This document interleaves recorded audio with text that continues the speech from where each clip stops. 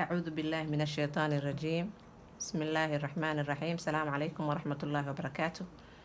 maanta waxaan sameysanaynaa biidni raxmaan nafaqa timaha la marsado. nafaqadaas waxay ka kooban tahay waa afakaadho. halkaana waxaa igu jira malab,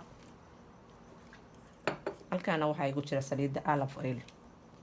intaas aan ka sameysanaynaa biidni raxmaan. nafaqadaa waxay tartaa timaha daadanaya, timaha jajabaya, waxaas alaabtaas dhan bay u fiican tahay. marka biidni raxmaan aan sameysano. bismillaah.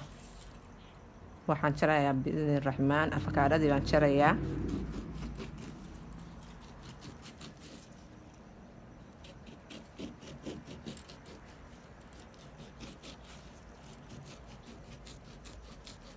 dhexdaan kala barayaa marka.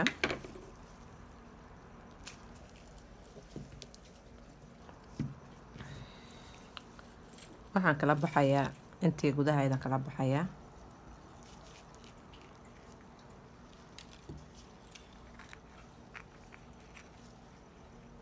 afakaadhada aad iyo aad bay u fiican tahay timaha. nafaqo fiican weeye afakaadho iyo saliid iyo muxuu ahaa malabka.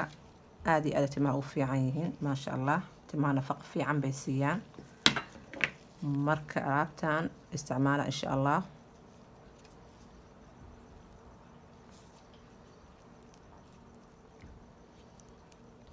maasha allah. afakaadhada horta aniga waa iska jeclaa ilaahay amarkiisa. waxaan ku darsadaa cuntadaan ku darsadaa salarka, waa cuna kaligiisa, timaha muxuu ahaa marsadaa maasha allah.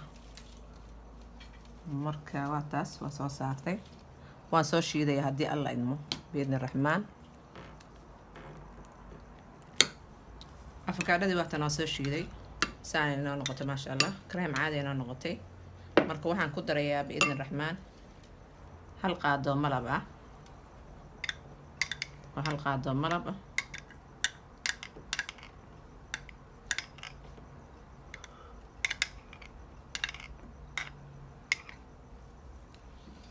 waxaan kaloo ku darayaa saliid saytuun baan ku darayaa hal qaado.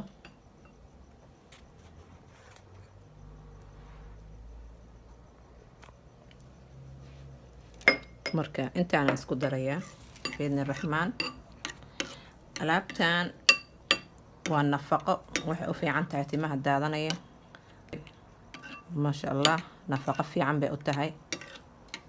timahana waxay ka dhigaysaa maasha allah dhaldhalaal qurux badan. timahana way bixisaa. afakaadhadu maasha allah weeye. afakaadho iyo malab iyo muxuu ahaa iyo saliidda saytuunka maasha allah weeye. oo alaab fiican. timaha aad iyo aad u bixisaa maasha allah. isticmaala insha allah biidni raxmaan. marka sidaana isku qasayaa haddii alla idmo. waa isku darayaa biidni raxmaan. saana noo noqotay nafaqo maasha allah. baaquli baad ku shubanaysaa, talaagada gashanaysaa.